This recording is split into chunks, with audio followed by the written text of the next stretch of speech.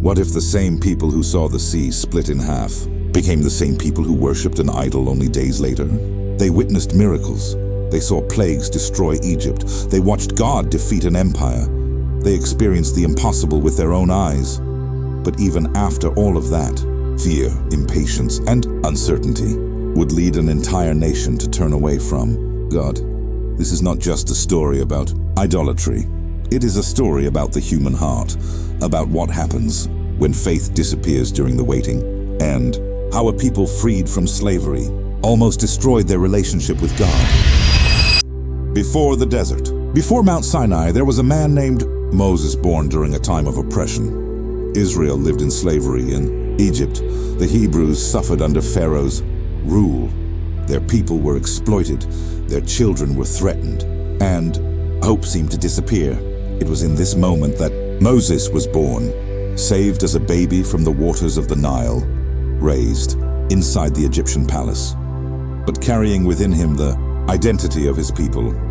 After fleeing Egypt, Moses spent years in the wilderness until one day, God spoke to him through a burning bush. God called him to an impossible mission to set Israel free. Moses returned to Egypt. He confronted Pharaoh, but the king refused to release the people. Then God sent plagues upon Egypt. Water turned to blood. Darkness covered the land. Locusts, hail. And finally, the death of the firstborn. After the final plague, Pharaoh gave in. Israel was finally freed from slavery. Hundreds of thousands began their journey toward freedom. But the road ahead would not be easy. Shortly after leaving Egypt, Pharaoh changed his mind. The Egyptian army pursued Israel. Ahead of them stood the Red Sea. Behind them came armed soldiers. The people panicked, but God instructed Moses to raise his staff. Then the impossible happened. The sea split apart. Walls of water rose on both sides. Israel crossed on dry ground. When the Egyptians followed, the waters returned. The army disappeared.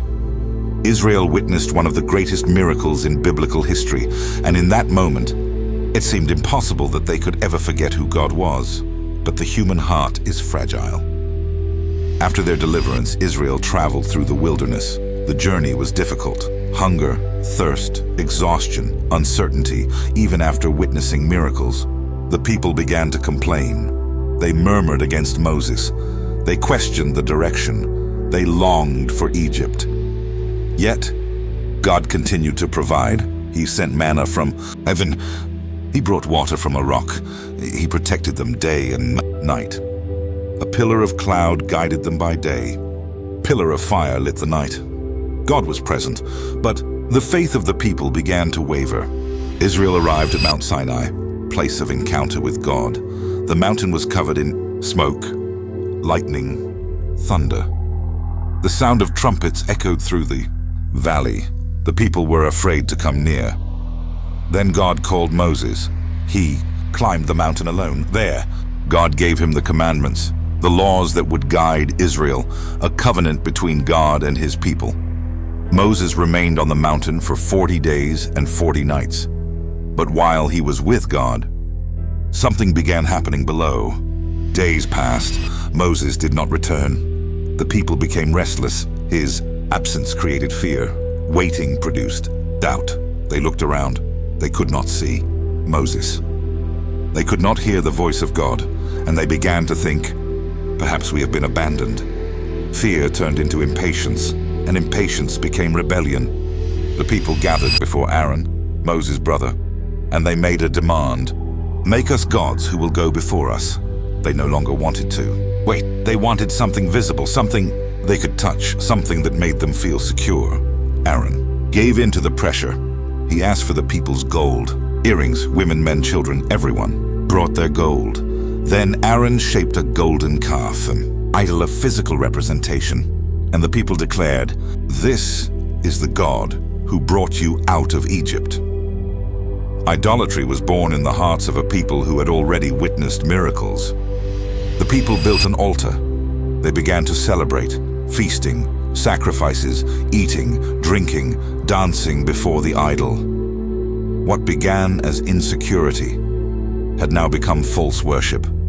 The people exchanged the invisible God for something they could see, even after experiencing the supernatural. At the top of the mountain, God spoke to Moses. He revealed what was happening in the camp. God expressed his anger because the people had quickly abandoned the covenant. Moses descended carrying the stone tablets, tablets written by God himself. As he approached, he heard sounds, music, celebration, and then he saw the calf, the people worshiping an idol after everything God had done. When Moses saw the scene, he was filled with righteous anger. He shattered the tablets, a symbol of the broken covenant. Then he destroyed the calf, burned it, ground it into powder, mixed it with water, and made the people drink it. Moses confronted Aaron. He asked how this had happened. Aaron tried to justify himself, but the truth was clear. The people chose disobedience. Idolatry was not just a mistake. It was a deep fracture in the relationship with God. Israel had promised faithfulness, but quickly replaced trust with something visible. This event reveals something important. The human heart often seeks security in tangible things. Even when God has already proven his faithfulness, even in anger, Moses did not abandon the people. He climbed the mountain again and interceded. Moses pleaded for mercy. He asked God not to destroy Israel. He stood between the people and judgment. This reveals the heart of a true leader. Moses loved the people, even when they failed. Despite their sin, God did not abandon Israel. Moses received new tablets. The covenant was renewed, but the lesson remained. Idolatry does not begin only with statues. It begins when something takes God's place, when trust shifts, when waiting becomes unbearable, when faith grows weak. This story is not only about an ancient people, it is about us. Because even today, many exchange God for security, for status, for control, for things they can see. The golden calf is not just an object, it is anything that takes the center of the heart. Israel saw miracles. They watched the sea divide. They ate bread from heaven. They were guided by God's presence.